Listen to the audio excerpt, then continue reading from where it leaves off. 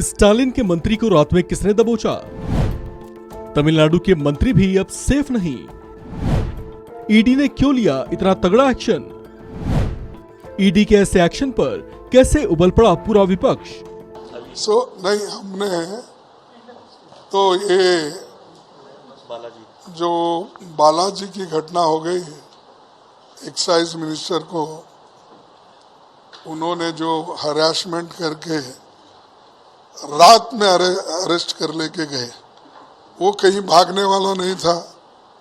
वो कोई एक मुंह छुपाने वाला आदमी नहीं था। एक रेप्यूटेड आदमी, डीएमके का एक अच्छा मिनिस्टर, और उसको रातों रात पकड़ने की क्या आवश्यकता थी? और अगर कोई गलती किया है तो उसको आप सुबह आके इंक्वायरी कर सकते थे।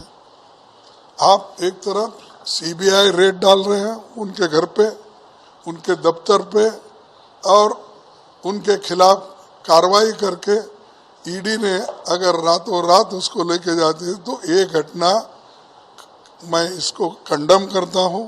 इस प्रकार से तमिलनाडु में वहाँ के मंत्री के ऊपर ईडी की कार्रवाई चल रही है। शिवसेना और संजय राउत किस तरह से देख रहे हैं ईडी की कार्रवाई पे? देखिए, ईडी की कार्रवाई हम पर भी हो गई। जो इस सरकार के विरोधी है, बीजेपी के विरोधी है, उनके ऊपर इस प्रकार की कार्रवाई करना अब नई बात नहीं है। लेकिन जो आपके लोग हैं, उनके बारे में बार बार हमारे जैसे लोग विथ एविडेंस ईडी और सीबीआई के पास कागज भेज रहे हैं, उनके ऊपर कब कार्रवाई होगी?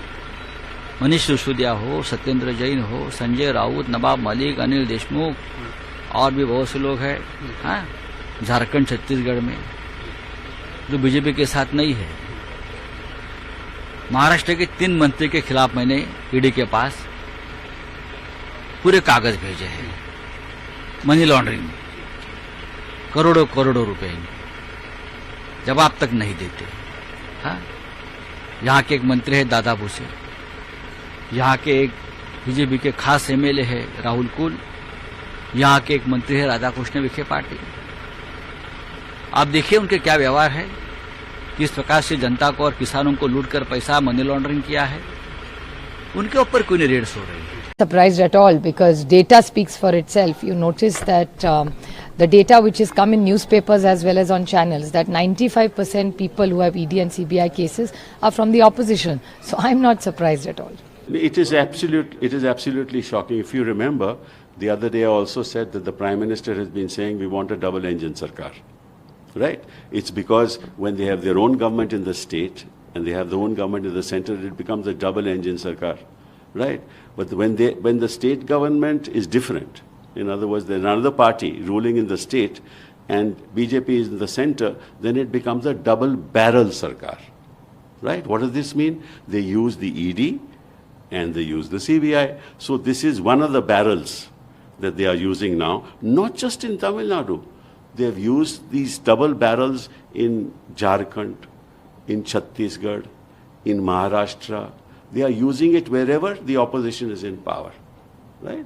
Now, in this particular case, it's even more shameful because you go and you interrogate a minister for 24 hours till he collapses, right? You don't do that. This is not some uncivilized country.